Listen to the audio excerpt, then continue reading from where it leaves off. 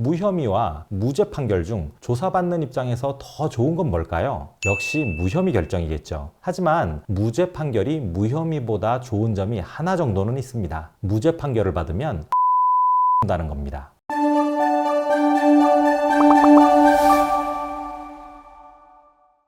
안녕하세요. 당신 곁에 김신 변호사입니다. 의뢰인 상담을 하다 보면 의외로 간단한 법률 용어를 잘 몰라서 고생하시는 분들을 만나게 됩니다. 송사를 평생 처음 겪다 보니 그런 것이죠. 오늘은 헷갈리는 용어 중 무혐의와 무죄가 어떻게 다른 것인지 알아보도록 하겠습니다.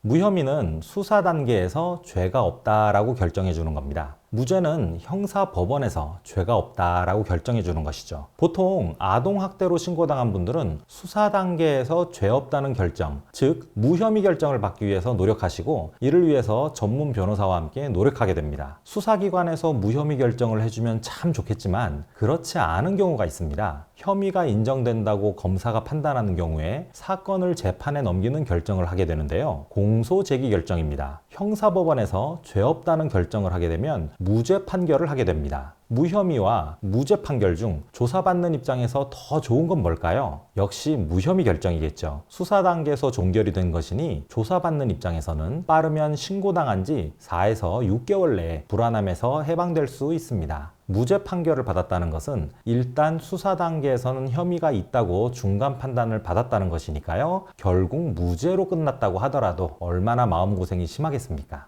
하지만 무죄 판결이 무혐의보다 좋은 점이 하나 정도는 있습니다. 무죄 판결을 받으면 변호사 비용을 국가에서 돌려준다는 겁니다. 형사보상청구권이라고 합니다. 법원에서 무죄 판결을 하였다는 것은 어쨌거나 수사가 잘못되었다는 것이니 나라에서 최소한의 금전은 보상해주겠다는 것이죠. 무혐의에는 이러한 제도가 없어요. 일단 신고당한 이상 수사기관에서 기본적인 절차는 진행할 수밖에 없으니 무혐의로 끝났으면 국가에서 잘못한 것은 없다는 겁니다. 최근 이야기를 들어보니까 어린이집 안전공제회에서 무혐의 결정을 받아오는 걸 전제로 해서 수사 단계에서 지출한 변호사 비용을 일부 지원한다고 합니다. 이러한 제도는 수사 단계에서 무혐의 결정을 받은 분들에게 형사보상제도를 운영하고 있지 않은 우리나라에서 무혐의 결정을 받은 보육교사들을 금전적으로 보호할 수 있는 좋은 제도라고 생각합니다. 무죄와 무혐의가 어떻게 다른 것인지 별로 어렵지 않죠. 아동학대 사건은 무혐의 결정이 되지 않더라도 피해를 줄일 수 있는 여러 가지 대안이 많은 사건 유형입니다. 꼭 무혐의가 아니더라도 검찰 단계에서 기소유예로 검사가 기소를 유예해주는 처분을 내린다던가, 무죄가 아니더라도 선고유예로 판사가 판결을 유예하여 선처해주는 방법이 있습니다. 또는 전과가 남지 않도록 교육과 재발 방지에 초점을 맞춘 가정법원 송치의 방법이 있습니다. 가정법원 송치 결정 시 가장 가벼운 결과가 불처분 결정까지도 가능하다라고 예전 영상에서 말씀드렸죠. 이쯤 되면 아동학대 사건의 처분은 수사 단계, 법원 단계, 각 단계별로 피할 곳이 없는지, 선처받을 길이 없는지를 모색하는 자에게만 보이는 길들이 제법 존재합니다. 포기하지 마시고 의뢰인의 상황에서 가장 유리한 길을 제시할 수 있는 아동학대 전문 변호사와 상의하시길 바랍니다. 변호사 선임 비용 때문에 본인에게 유리한 방법을 강구해보지도 못하고 뒤늦게 후회하시는 분들을 종종 봤는데요. 반드시 1회 상담이라도 꼭 받아보시고 가능한 방법이 있는지를 알아보시길 권유해드립니다. 전문 변호사와의 상담을 통해서 앞으로 일이 어떻게 진행될지 꼭 알고 대처하시기 바랍니다.